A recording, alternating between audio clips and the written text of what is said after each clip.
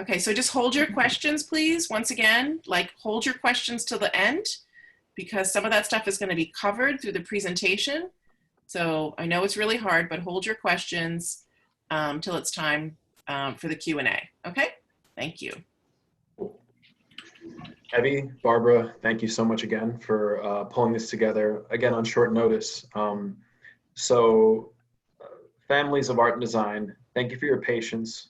Thank you for joining us during what is undoubtedly a busy and stressful time for you as well. First off, I wish you all good health, safety, and that you and your families are in the best possible condition at this time. I'm not going to dance around a lot of like the political talk of a principal who is desperately trying to keep his school together at a time where there is increasing uncertainty. But I am going to let you know with a brief presentation today what's going on for our timeline, what's going on with our organization, what our current concerns are, and what we've done to address a lot of existing concerns in the school building. So I am going to present.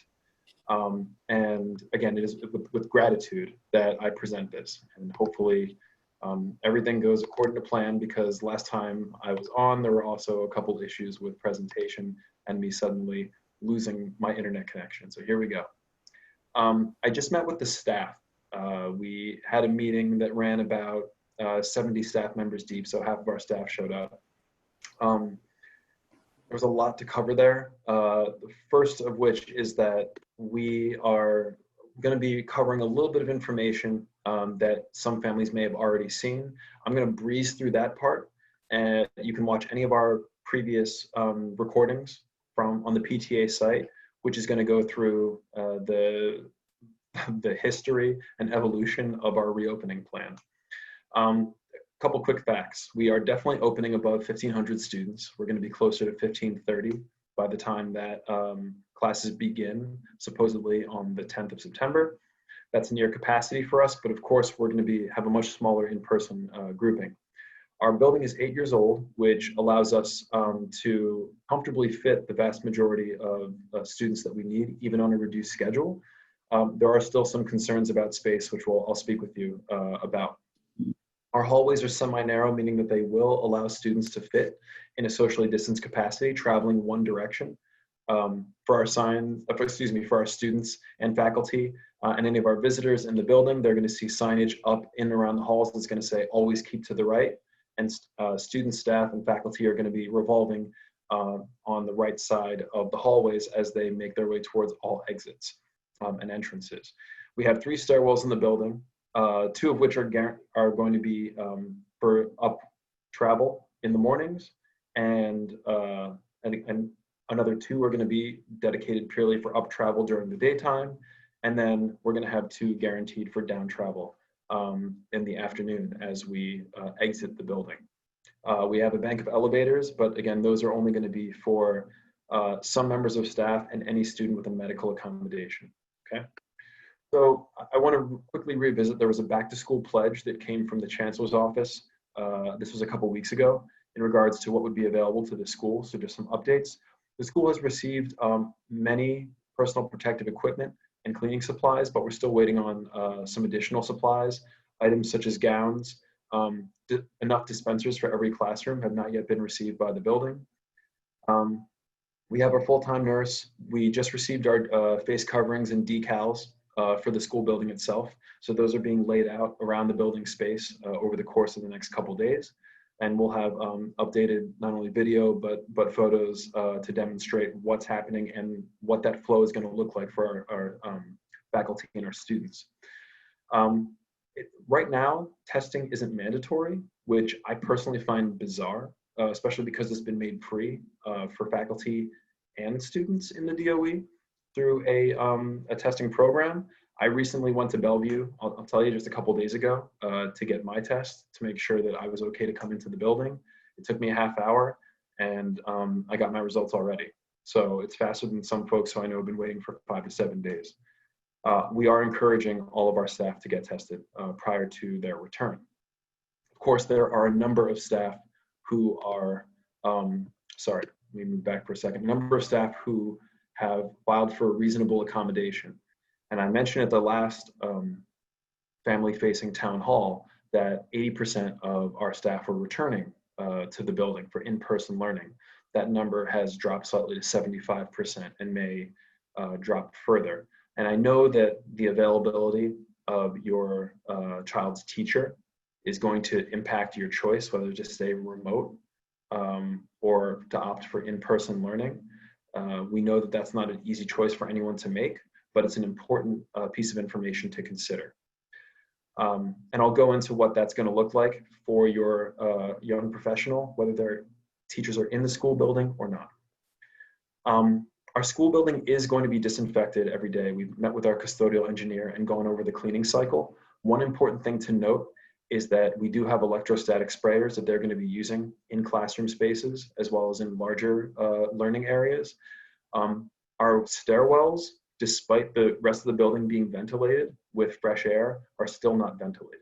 And that's the way that most students will be making their way up and down to their classes. A quick note about our building ventilation. It was a question that's come up in a few of our past town halls is, are we using air? And until this past week, we were. So we had a visit from the Department of, basically the Department of Facilities, the DSF. And in going through the logistics, they noticed that what are called our vents are, there's an HVAC term for it that is escaping me right now, but basically we shut down the routers that cycled air, the dampers, there we go. And instead, we're only pulling in fresh air from the outside and we're immediately exhausting that. So even within the building, if there's a space that doesn't have a window, fresh air is being ported in, and then the exhausts, the outs, are pulling that directly out of the building. And what that's going to mean right now on a day as lovely as today is that the building can remain cool because we're still running AC, even while pulling in fresh air. That's going to become a different kind of challenge when the weather drops and it becomes extremely cold, because in order to constantly filter fresh air into the building, we're pulling in and cooling or heating air directly from the outside. So the more extreme the weather, the more difficult it is in the school's HVAC infrastructure to cool or heat it respectively. But we're pulling in fresh air. Stairwells, not so much. Students are going to be learning 5 days a week. That's right. And so we'll go over our model, our 6-day model of instruction. Just as a reminder to families, we are still going to have tutoring options. We are still going to be running a PM program for students who need to make up classes, and that may be extended to the weekend, which we're working on right now in terms of our scheduling and our structure.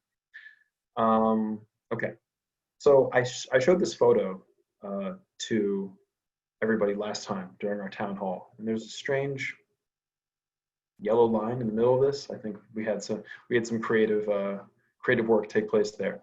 But what you see here is our gymnasium. It's broken into 2 sections. This isn't what it's going to look like at the beginning of the school year, but there is an important note to make.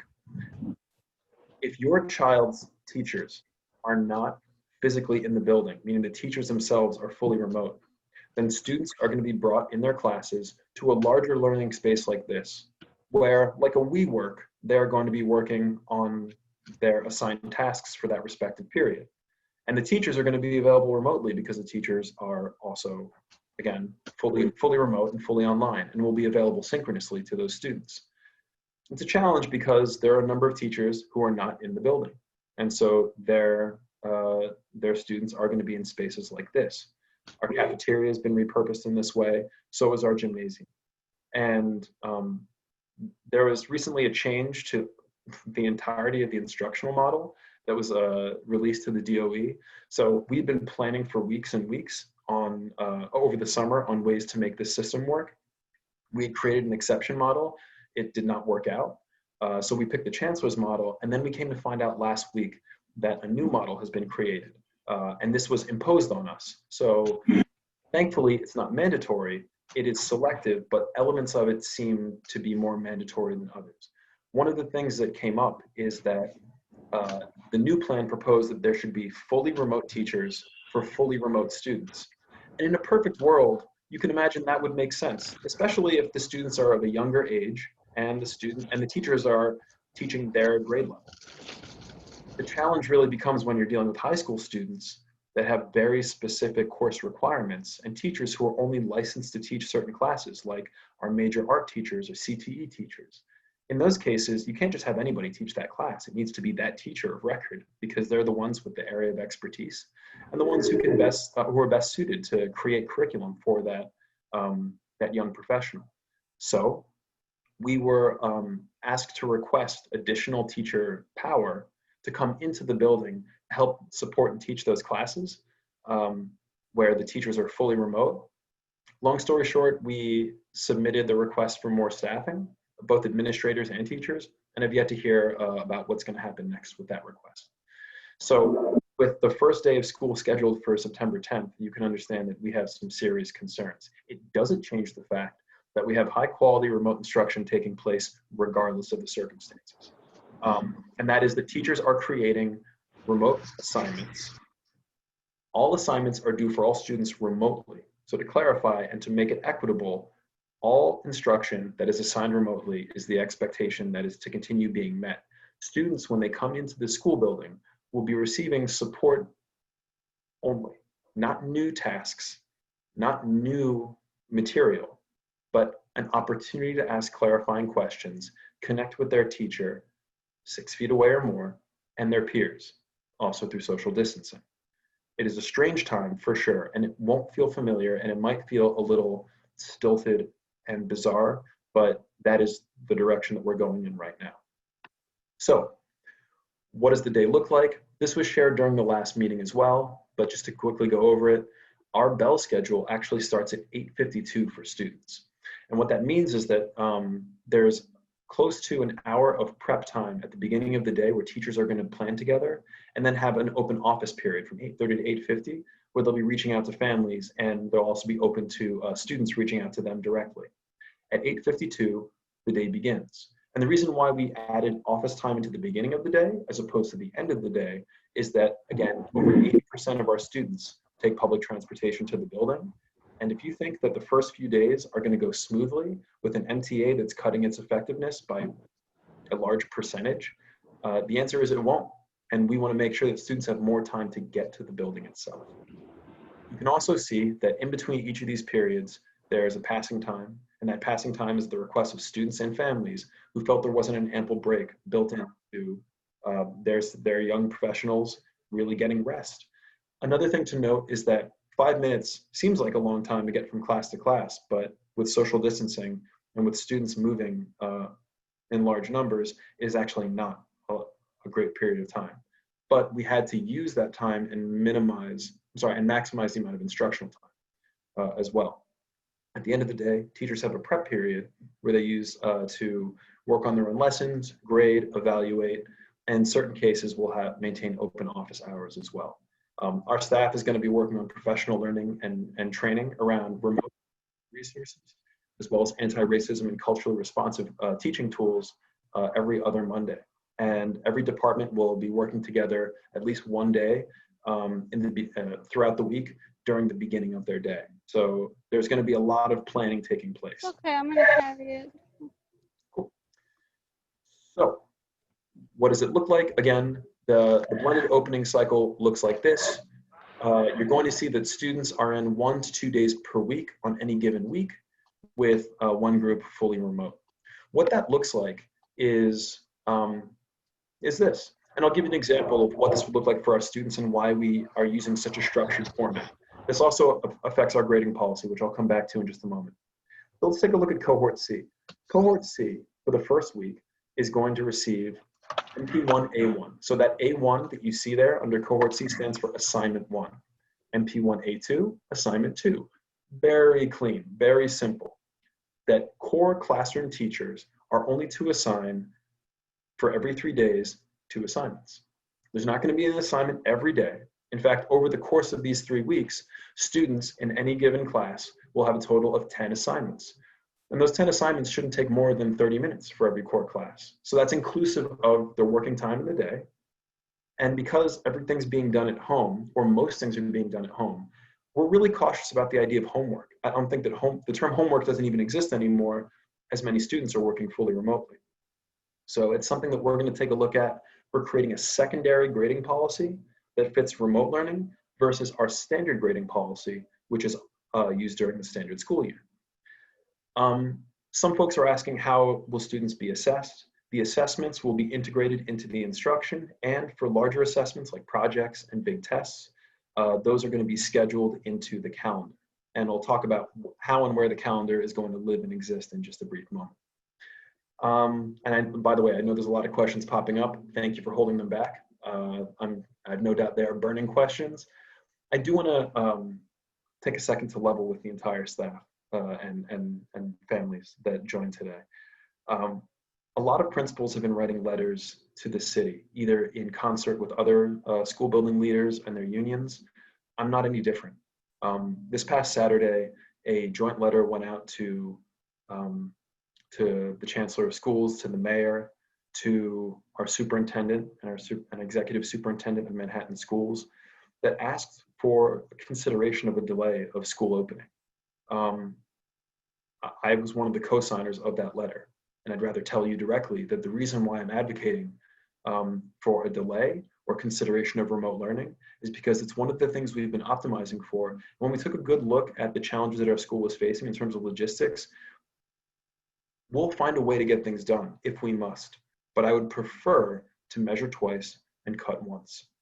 And I feel in many ways as though the late changes that have been asked of our instructional program and our logistics are, quite frankly, just that, a little bit too late. We need more time to plan. And I just want to tell you that I put my name on a document that asks for more time. And if anyone has any gripes with that, my sincerest apologies, but know that we're working as hard as we can with the time that we've been given. There are some other challenges that exist that are very unusual to this time of year. First off, there's no calendar yet from the DOE. So even though we have a sense of when the school year is to technically begin according to our central office, there has yet to be any official confirmation. Simultaneously, yellow bus companies, the same ones that are contracted for transport of our students with IEPs and mobility impairments, currently don't have a contract with the city, which makes it increasingly difficult for me to arrange with my staff an opportunity to figure out arrival times and a schedule for the buses themselves. As I mentioned before, our stairwells are not well ventilated.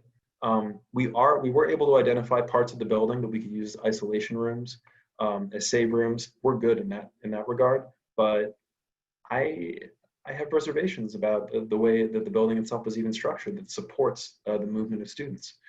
And we had to crunch our 8-period instructional day into 7 periods. What that did was it forced us to give teachers a larger number of preparatory periods, meaning teaching different classes, and that puts a strain on our staff in addition to our students. If they had more time to prepare, that would be fantastic. And we do everything within our contractual right, and the teacher's contractual right, but it doesn't change the fact that it's going to be more stressful for everybody involved. So there's a lot of talk of, again, principals and teachers talking about requesting more time and the possibility of legal action, a strike, or what's called a sick out.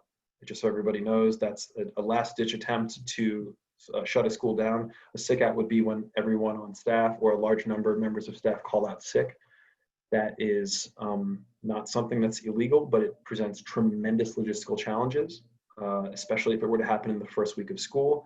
And we haven't seen a strike happen in New York City since the Lindsay era of mayorship in 1979. Regardless of that, I'm only presenting those as they're very much in the conversation right now, and I don't want to act like those things aren't happening. We know that a vote is taking place as soon as tomorrow within the teachers union. So with that said, where does that put us? We're still continuing teaching. 75% of our faculty are still returning to the building. Our remote instructional program is not going to change. We're sending out a survey on the heels of today's Zoom call that includes the last of our technology questions that we're going to ask to make sure that everyone at home has the right tech no matter what. That's really important for us. And also, we have a personally prepared parent guidance document, which is going to be coming out to families within the next 24 hours. I know I've been talking about it for a while, but we had to really hammer out what we were actually doing. It is not a small document. I know I'm going to get accused by our families of throwing the kitchen sink at you. I want you to know I'd rather give you more information than less. it is a lot of information. Some of it we've already covered today. Others, it's just good for you to know. It's a who's who in the building. It's our policies. It's our mission. It is the structure of how we organize our teams. It is the schedule and then what remote learning means for us.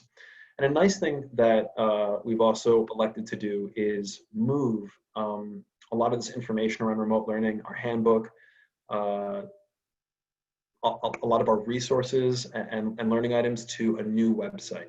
So for those of you that are fans of our old website, I'm so sorry.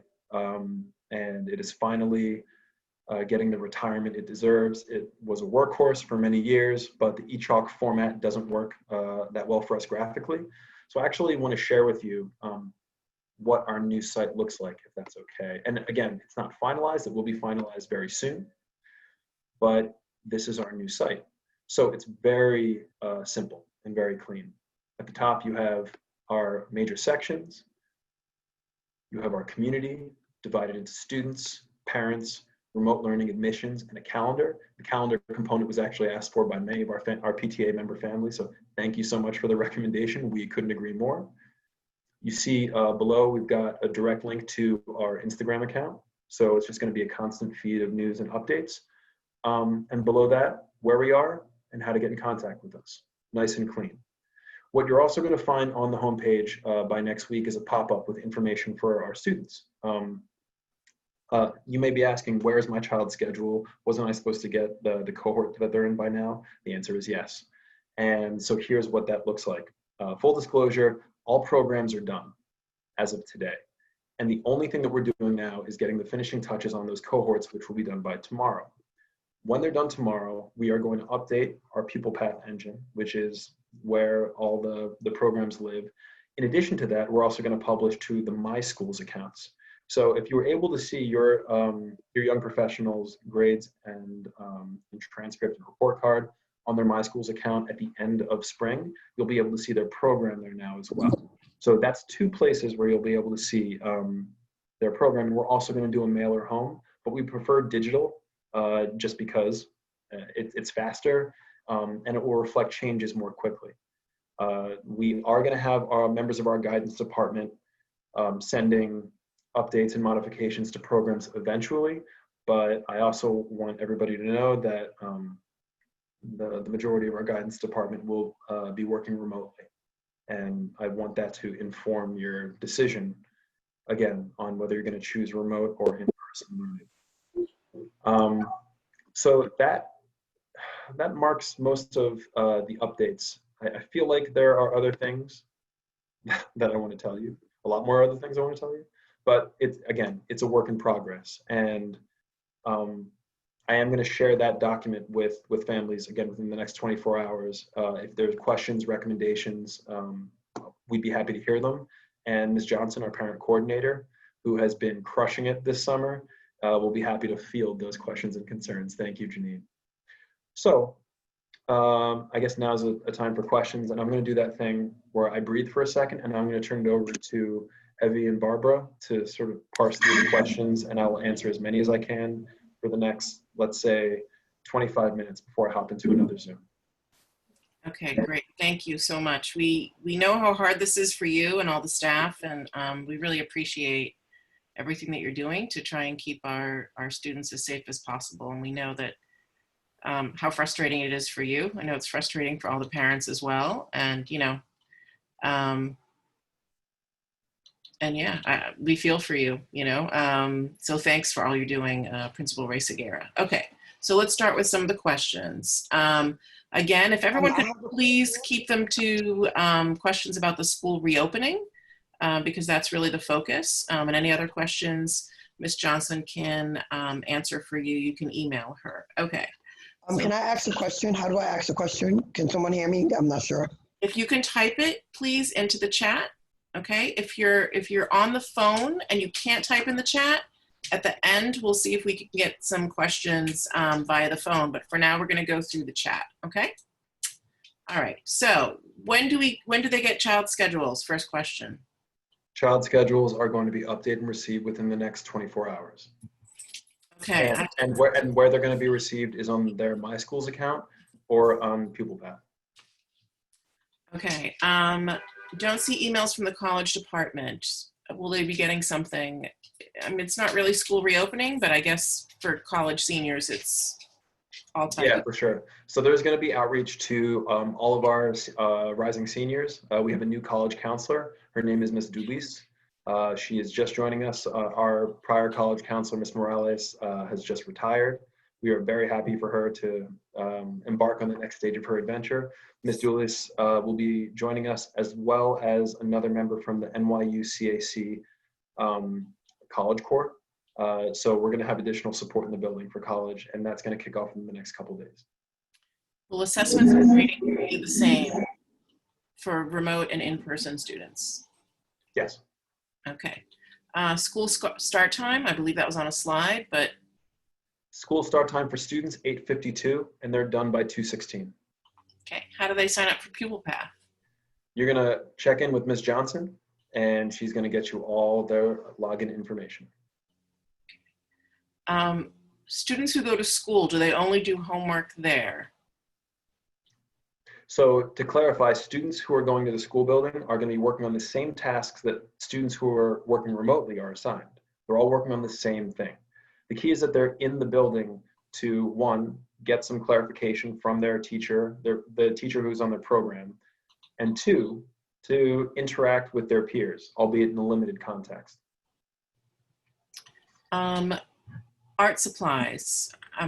This maybe is regarding the freshman art supplies. I guess for the other grades, they could probably go to the art store, but for the freshman art kits. Right, so freshman art kits are in process. I believe they're received already. And if they're not, then they're absolutely on the way. The idea is that any freshman coming into the building can pick up their art kit from their foundation class. And the students who are fully remote are going to be mailed their art kits. Okay. And we have that list of students who are fully remote, but I do want to throw in a caveat. Of the almost 1,500 families at Art and Design, we still have, at this morning anyway, and Janine, please correct me if I'm wrong, we had close to 360 families that had not yet responded as to whether or not their young professional would be going fully remote or in person. We've reached out to many, virtually everybody, whether it's through robocalls, Pupil Path, you name it. So if you have not yet made a selection for remote, please do so. And if you have not yet made a selection at any which way, at least please reach out to Ms. Johnson to confirm that you are opting for blended learning for your child. Will remote students have the opportunity for live instruction or questions with their teachers? So the short answer is yes. Right now, there's no real limitation on, normally there's a limitation on if we can do live streaming from a classroom. I'm encouraging our staff to be remotely available to all students. And here's the thing, if I'm in front of the classroom and I actually can't come within 6 feet of you anyway, there's this idea that I need to be available digitally at all times. And that's the case for students that I'm working with, whether they're remote or in person. So there's gonna be this need to be available really to the entire classroom, but to focus on direct questions from the students that are in the classroom space. Will we have a list of teachers who will be teaching in school and a list who will be teaching remotely? So I'm not allowed right now to provide information about teachers who are out accommodation. That's a violation of personal information and medical information. On the other hand, I was encouraged to inform you of the percentage of returning staff. And as far as which teachers are in school versus not in school, our programming team are actually making an addendum to the teachers' names on student schedules. And so you'll see if it says RL next to a teacher's name, that teacher is going to be working remotely. Is orientation remote only for freshmen? Yes. Is there a possibility that next week you will start fully remote first before hybrid learning? If you hear about that, it will likely not come from me. It will likely come from the Chancellor of Schools or the Mayor. Will remote learning only students be assigned art and design teachers? Well, full disclosure, all of our teachers are art and design teachers, and students who are working remotely are still going to be working with their major area teachers regardless. It's really critical that we maintain fidelity to our CTE program. We answered the question about ninth grade parent orientation, or intro to the PA.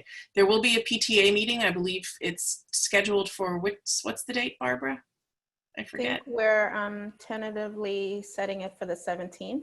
For the 17th. So you will be getting more information on that. Obviously, if there's a delay with school opening, the PTA may choose to do it anyway. But yeah, there will be, usually our first meeting is kind of an overview of everything the PTA does and how to get involved. So there will be something. Let's see. Any way to help you?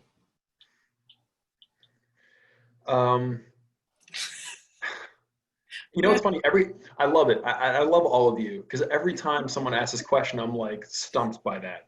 You were the last time also. I know, because my answer is I want everyone to help in some way, shape, or form, but I also don't want to burden anyone, because this is already such an emotionally difficult time in so many ways that extends far beyond just pure schooling.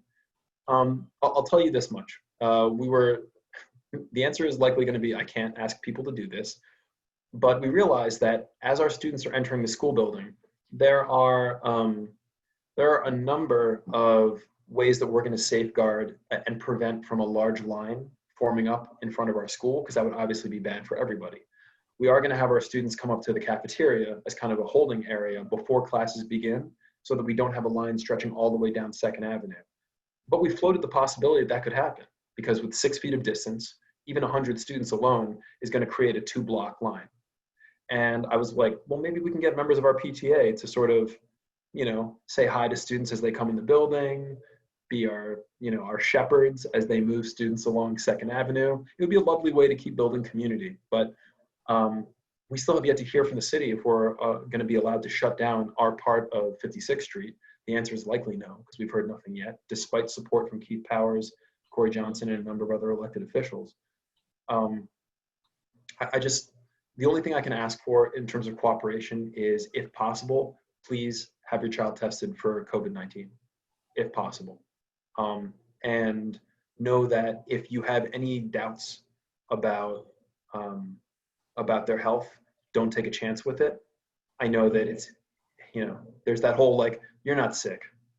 Like, yeah, I am guilty of having faked being sick at a young age to get out of things. I think many of us in the room are.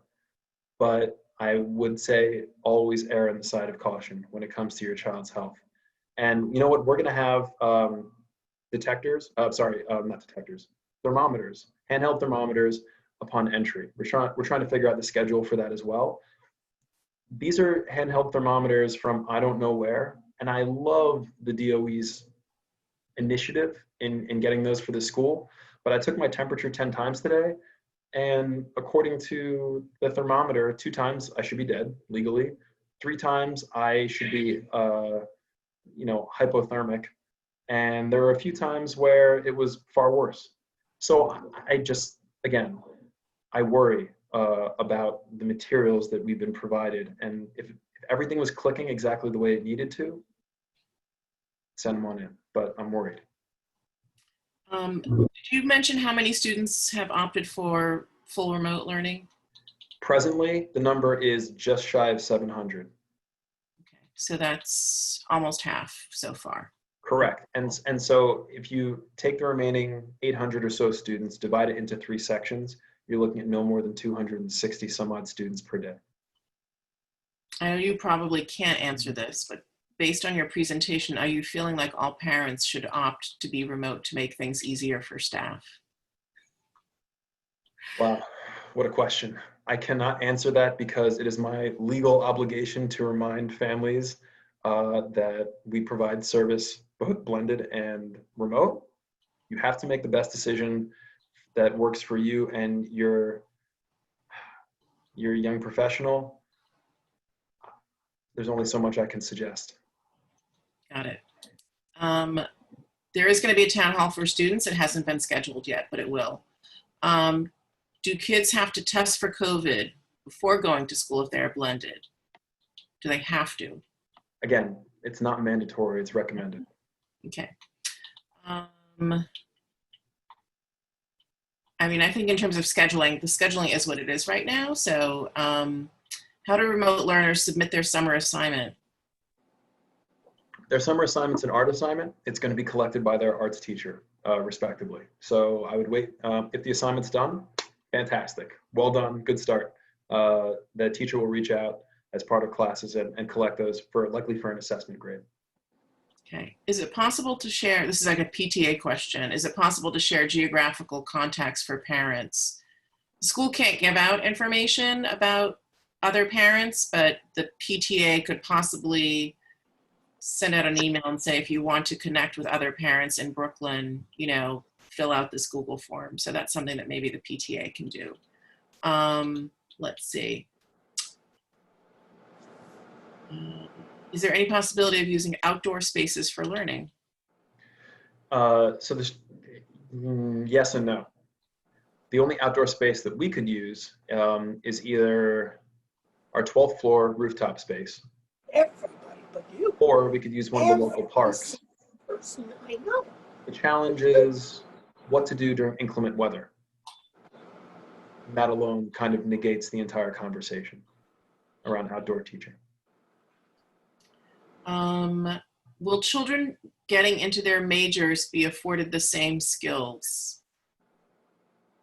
Yeah. In fact, this is, I mean, it's a positive sign. Despite the challenges of the spring semester, our students scored higher than ever on their technical assessments, meaning that more students passed the Photoshop assessment, CAD and Revit, than at any other time in the school's history. The quality of instruction is not waning one iota. And what's really lovely is that the vast majority of these programs do have either fully remote or at least partially remote versions that the students can practice with. And a quick note to all families, Adobe is free for all students through the end of the year. So we'll have to connect you with our one of our tech teachers, Miss Edelman Lee, but she can provide more information on that. Signing up for Pupil Path, did we ask that already? Janine. Janine will send out info on how to sign up for Pupil Path if you don't have an account yet. You will be getting that soon. Is there any educational value to having our children attend in person? Well, the educational value of a real human connection can't be undersold. And you know, I want to thank all the families who are going camera on for this meeting. It's a really difficult thing to do in a classroom, and even with my faculty, respectively. I felt like I was preaching into the ether. And when you do that, you lose something of the connection. But as I look around this digital space, I know I'm only compensating for what we get when we're in person. Now, a face covering is going to be a limiter on our ability to, one, interpret emotion, and two, emote. But at the very least, hearing a voice of calm, a voice of support, a voice that helps you towards your goals, and seeing that person in front of you has a different impact than this digital medium. And I think that for those of us who work in the field, we know there's no substitute for it. Okay. Are we actually opening on September 10th? To the best of my knowledge, yes. Okay. There's a good chance that schools will be delayed too, parents. Just brace yourselves for anything. Okay, that's really what you have to do, because anything could change, and it has changed. Will siblings be placed in the same cohort? Is there a way to request this? So we've received a few requests from families that they or folks in their same geographic radius are placed in the same cohort. We're doing everything we can once we've sorted out, which is now, it's like happening as we speak, the different cohorts to fine tune and see if those requests can align. If a child is doing blended, I guess, and is at school that day and they don't feel well, or maybe maybe they're supposed to report to school, can they dial into their class and participate remote that day? Yeah. They can, okay. Mm-hmm. Mm-hmm. The orientation is also for transfer students, correct? Right? Not just incoming freshmen? It is for both. I will say though that there is some material within the Bridge program orientation that's geared specifically towards 9th graders, but all new students should join. Okay. There will be a guide for parents. Principal mentioned that earlier. I think we talked about live interaction. Is someone reaching out to the freshmen about school email accounts? Yes, I mean, Ms. Johnson has been doing that a fair amount already. If you have an issue with login, she'll be able to assist you, and I can also run technical point on that, not a problem. Okay. Can you give an example of how to understand the cohort-based schedule so when we see it, we can walk through it with our student? Sure. When it's going to be added on as a later period in the day, you're going to see the specific cohort day that your child that's on your young professional schedule. It'll be clear. And we're also going to place those days onto our school calendar once an official DOE calendar is released so that you can see the alignment between the two.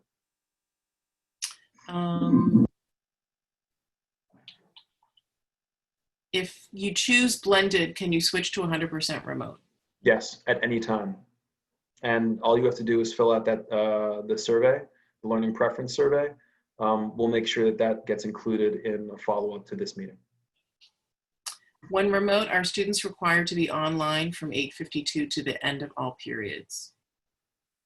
So the short answer is yes. And it's a long time to be online, which is why we built in those breaks. Also, just know that students still have a physical education program. There are still components of student learning that are not purely or classically academic. And so we encourage students when they need to take a break as well. But we're hoping that by following a pattern of learning, which is more consistent, that we're not going to lose students in the way that a lot of other schools have, because they've made it very, very loose about when students needed to attend remote classes.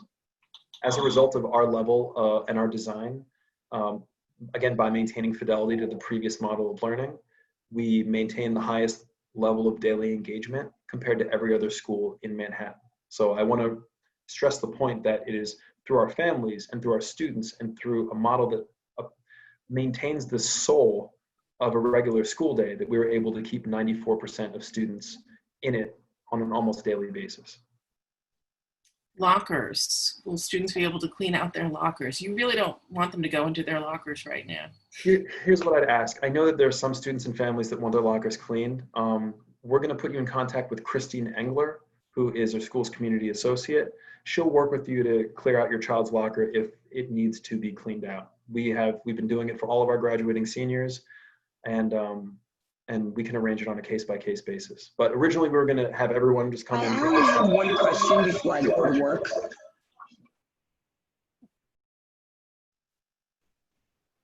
Sure. What time will students be allowed in the building?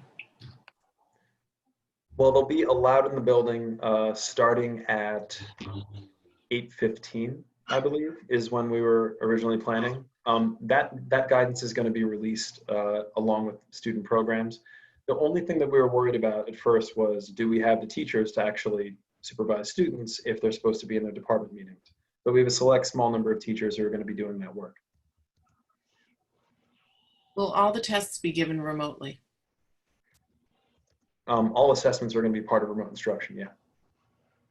However, if you are looking for printed materials, you or your child should contact the teacher. We can always work to make an accommodation. I mean, the reality is that not everybody learns the same way.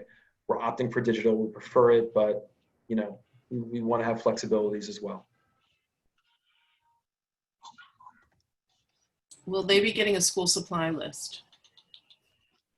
Ms. Johnson can take care of that. The answer is yes.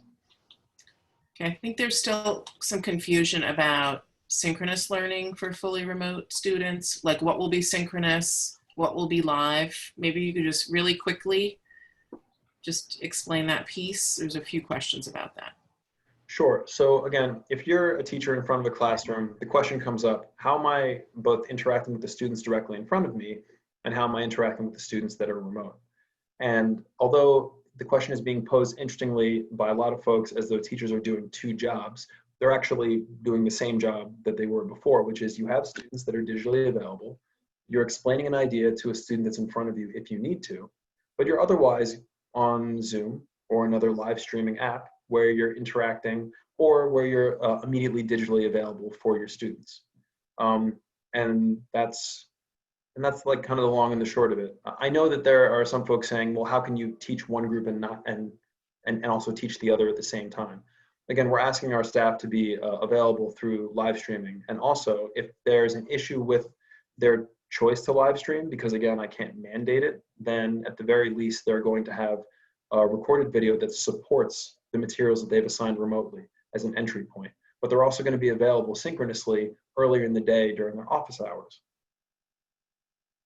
When will Metro cards be given out? Good question. They're in the building, and they're going to be given out during, I believe, 7th period, the first day of school. It's being organized right now. Little name strips are being printed out to be placed on the back.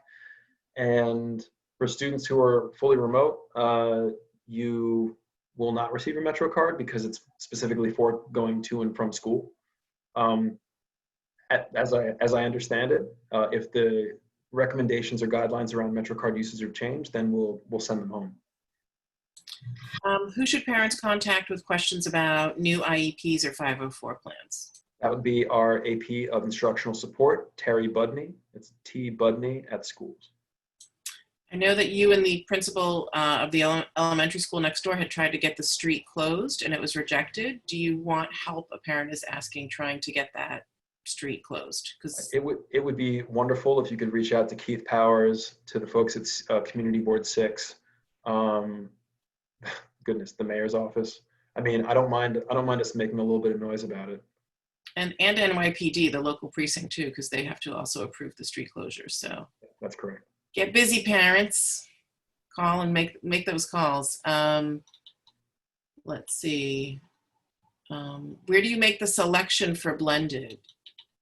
So here's the thing, you don't have to make a selection for blended on the learning preference survey. And that way it's a terrible survey, but you should notify Ms. Johnson just so that she can make an official note in our records. Because again, we have a lot of folks who are undecided and haven't sent any communication whatsoever. Parents asking how they'll be updated on the possible sick out. I'm not going to know about a sick out until the morning of. And that's, for me, obviously unacceptable because it's going to put me in the most awkward position I've ever been in, where I will be receiving a very large number of students, but at the same time not have any teachers to teach them. Now that's a hypothetical. There's no guarantee of a sick out the way there's no guarantee of a strike. So I don't want to speak in these kind of fatalistic terms.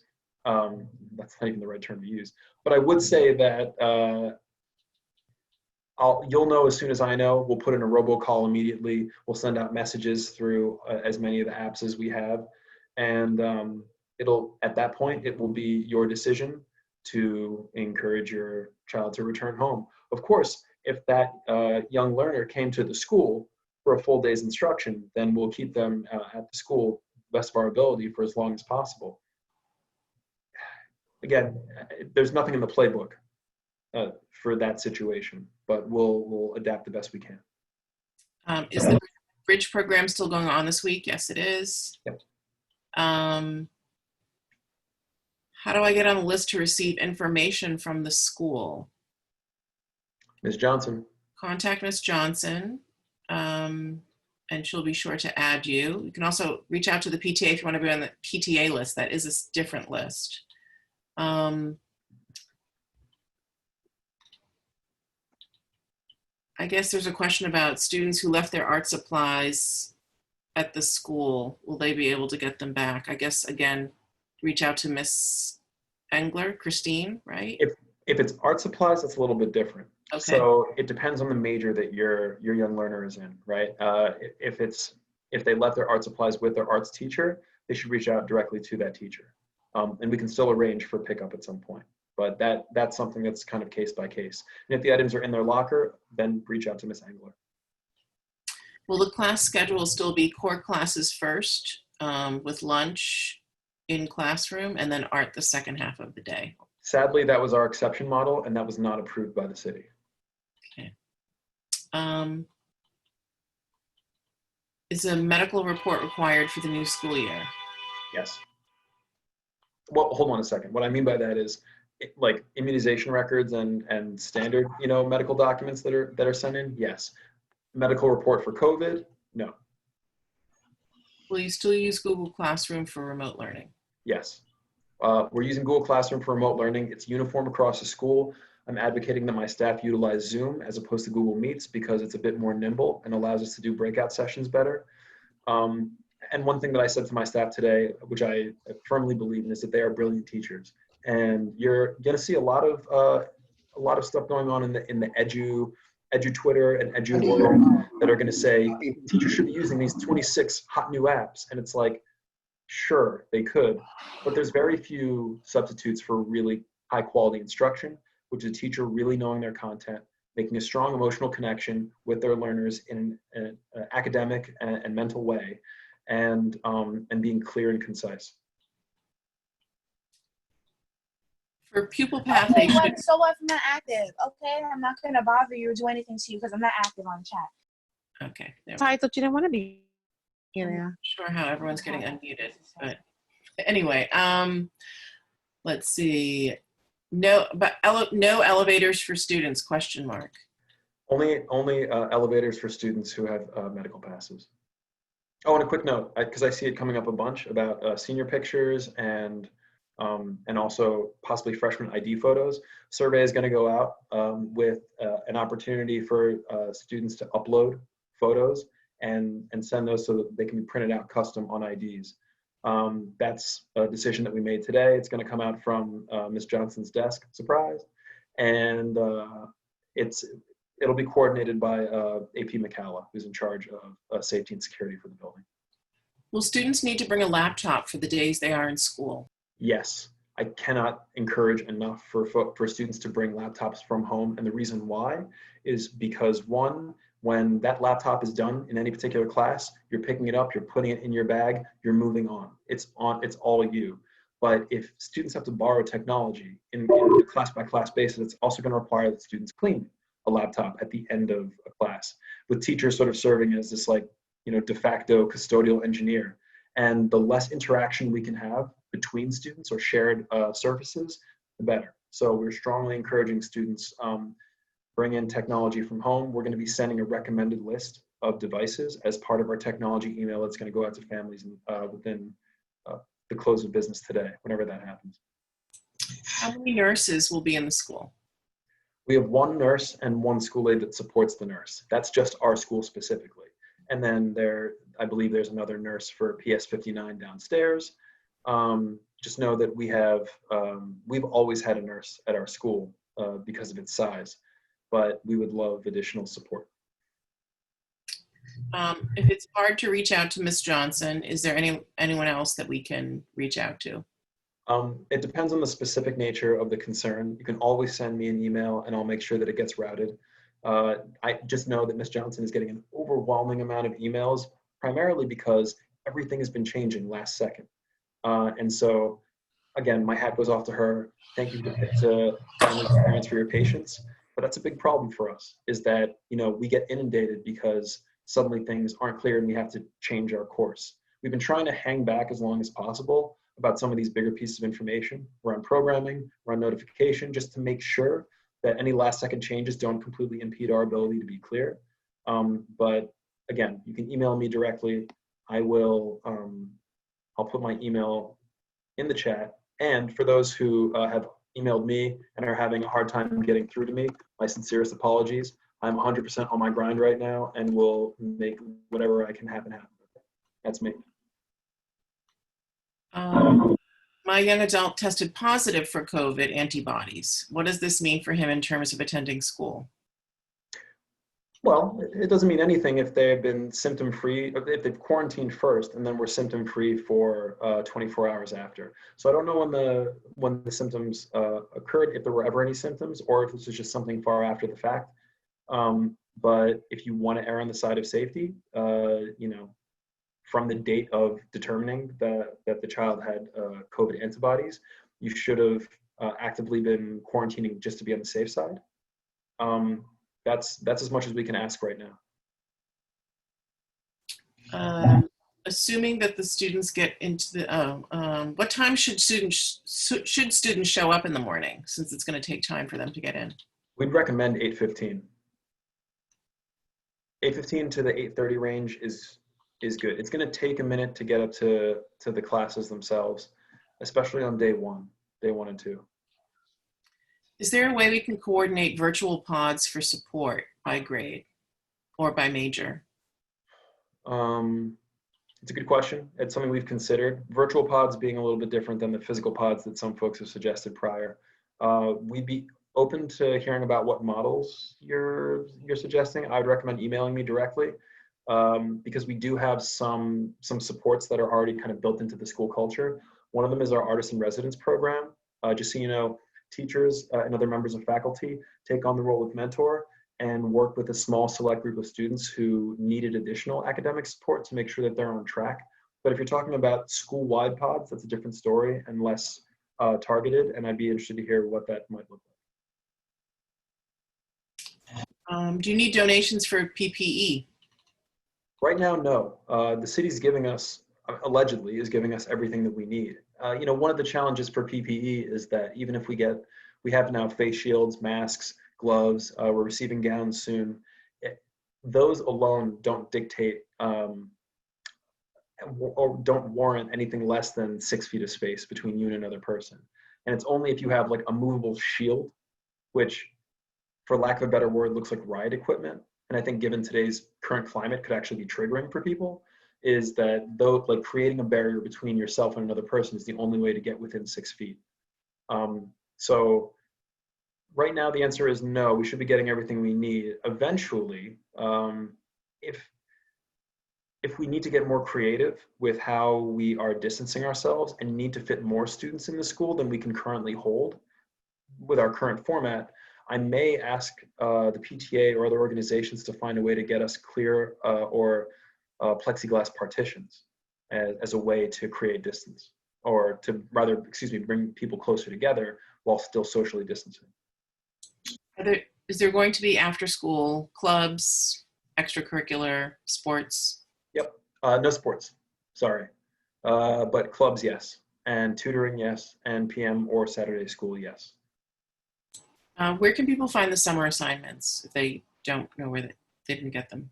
On our current website, you just look for students and then summer assignment, and it's there. And a quick note, because I know that some folks are the 9th grade families asking about the summer bridge. So the information for the summer bridge program, the Zoom meeting info for day one, is going to be in the Google Classroom. It's also going to be posted to our website as an alert that comes up at the end of the day today. I just want to emphasize again, students can opt for remote learning at any time if you do blended. Yes, you can change that.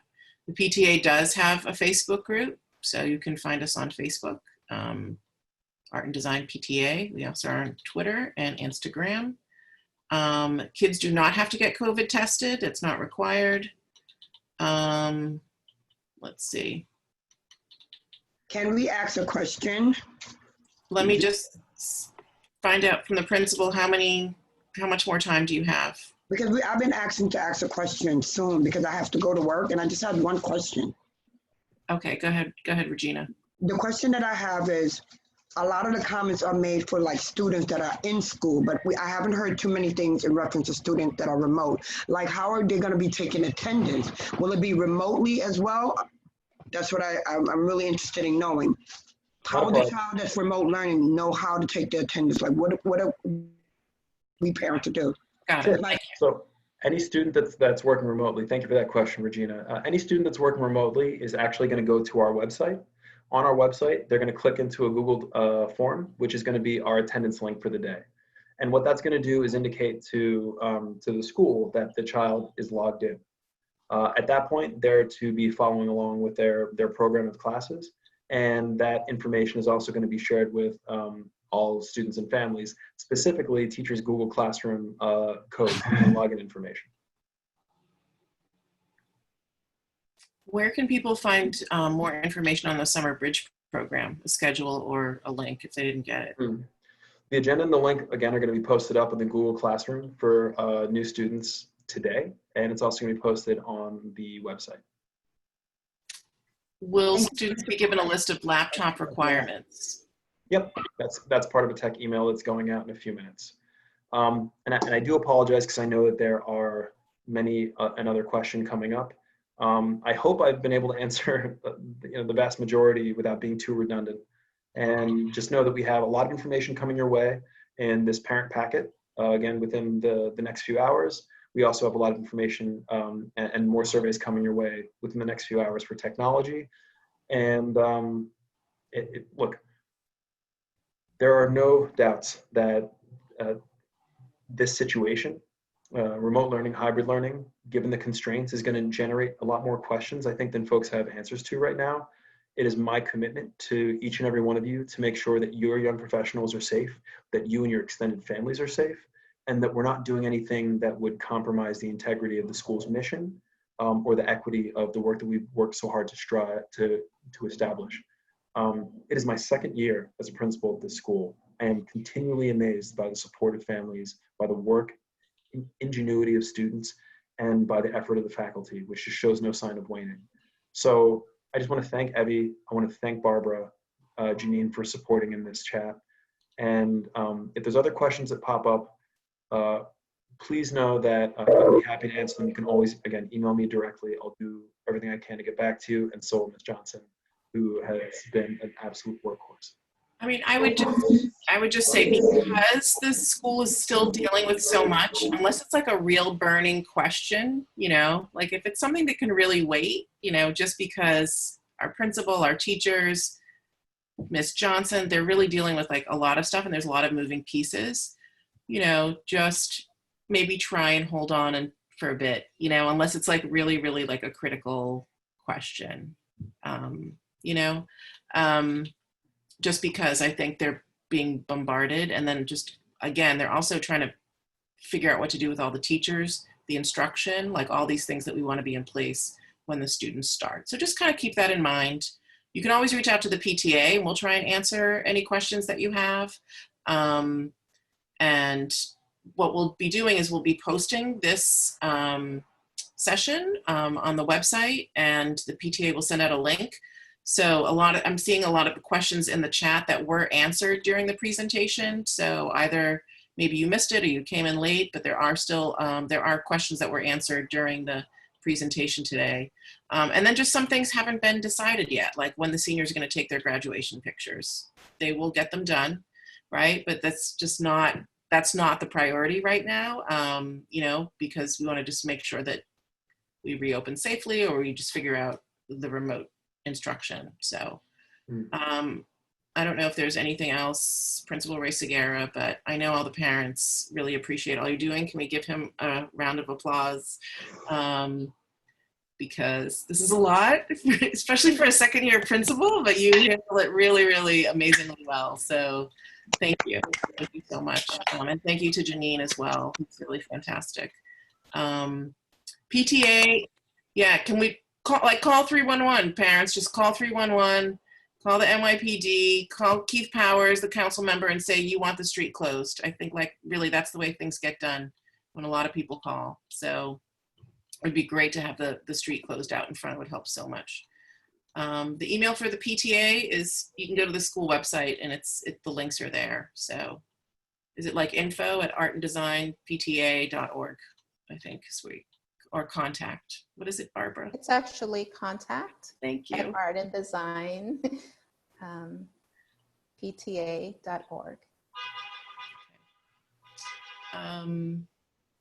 Anything else? Are you any more questions? Or are you set for now, Principal Re-sugiura? So I have to hop into another Zoom, but I think that's it for now. Again, we'll work to answer as many questions as we can. I'm already seeing some emails come in from parents who had some more burning questions. So again, thank you for sending those. And you're going to get a lot of information in a very short period of time. Just thank you for your patience with it. I know that we've been working on tight timelines, and we've been going a little bit past some of the deadlines we've been given, but we had to adapt to late changes. In the meantime, please be safe, please be well, and don't hesitate to reach out if other concerns come up, okay? Thank you.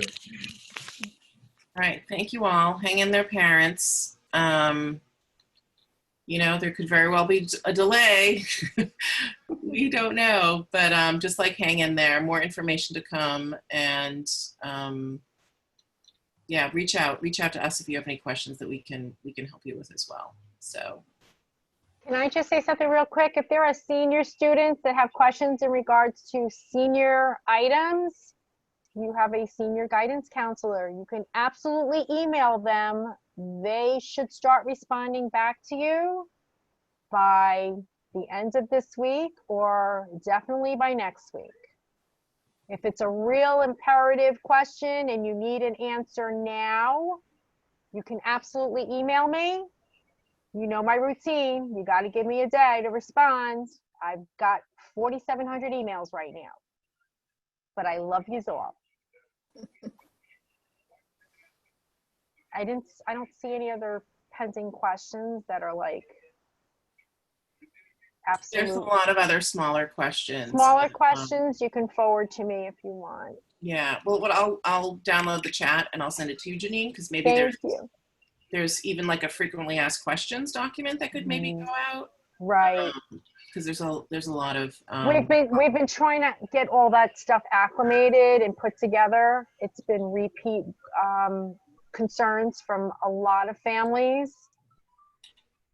Someone is asking, who is this senior guidance counselor? Senior guidance counselor should be Miss Pace.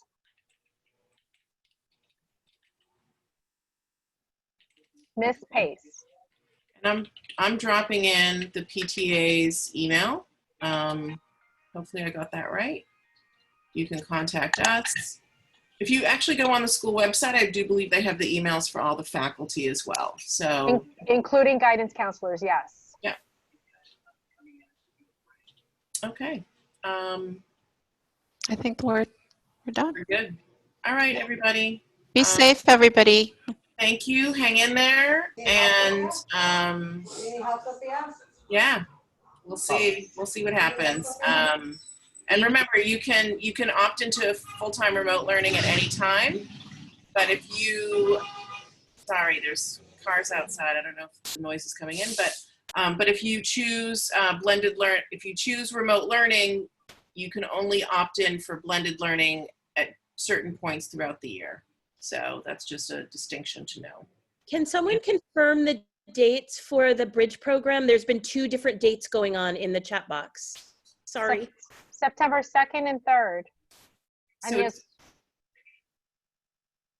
September It's a 2nd and 3rd for summer. It's a 2-day program for new students.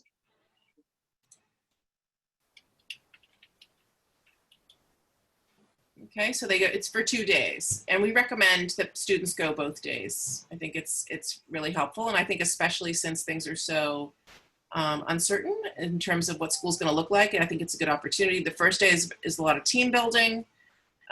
Second day will be kind of more the stuff that they need to know in terms of their academics. So it's a 2-day bridge program, and Janine, they should have gotten a link, or that will go out.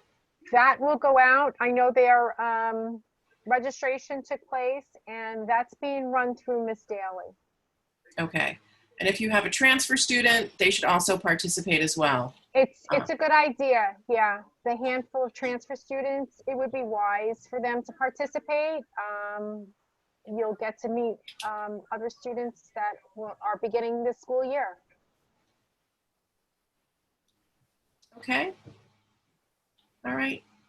Thank you, everybody. Okay, thank Stay you. safe. Be well. Miss Daly is her Thank you. website. Her email address is on the website. She is the head of guidance, the AP for guidance. It's I M. guess- Daly at M. school. Daly. Yeah. Anthony, you have a quick question? Hi. Can I speak? Is that okay? Or should I put Sure, it? go ahead. Go Yeah, ahead. sorry, I just jumped on late. My daughter is an incoming freshman in the film department.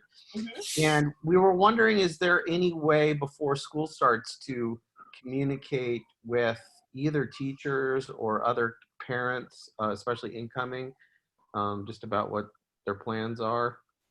Is there any other groups that we can join? I think, you know, the teachers are not on right now. They're not working, so we can't really get in touch with them. I think if you want to kind of connect with other parents, you can, trying to think of the best way to do that. Sure. I liked your idea, Evie, of sending out a form that we could ask parents to sign up if they want to reach each other. So maybe we could talk about doing something like that. That would, yeah, just an opt-in form. That would be fantastic.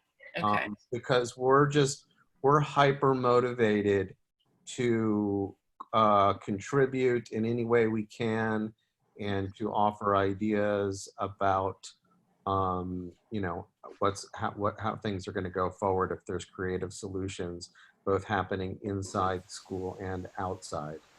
So if you're not on the PTA email list, you can just kind of go to our website, artanddesignpta.org, and sign up to be on our email list, Right. like our Facebook page, because that's how we push out a lot of information. Right. Yeah, I think I just did that. Yeah. Can the parents post on the Facebook PTA page? Yes. Right, Barbara? They can. Yes, you can. Yes. So you could even do a post there as well. That's a way to communicate. Yes. Okay, quick question, please. Because Sure. there's a lot of talk for the whole meeting. I just want to know, my daughter is a freshman. She's just attending the school for the very first time. Has she got to go into the school the very first day of the beginning, or she can do it remotely?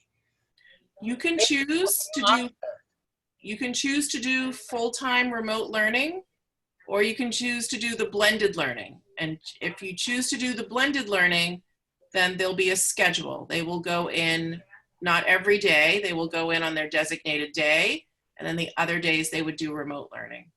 Yes, okay. She chose the blended learning, but right now she wanted to switch it for the remote learning.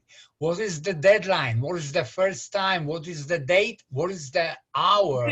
You can opt in to remote learning at any time. So even if she goes to school in person for that one day, that first week, you can then switch it to remote after that. You can opt into full-time remote learning at any time. Okay, so the very first day she's got to go to the school to Manhattan, or she can? No, only if you choose blended learning, she would go on the day that her cohort is scheduled to go. If you sign up for her about the date and time to log in. I'm sorry. It depends what she chooses, whether it's remote or blended. Okay, so if you choose remote, you don't show up to the school at all. Okay. If she knows she wants to do remote learning, she doesn't have to go to the school the first day. She could choose it now and sign up for fully remote learning. Right. That's what I just said. Yeah. Can I say something? Yes. Evie? Yeah. I am about to stop the recording. We're going a little past, it's about 6:15 now. Yeah. So I will be stopping the recording. Okay. The Bridge Days are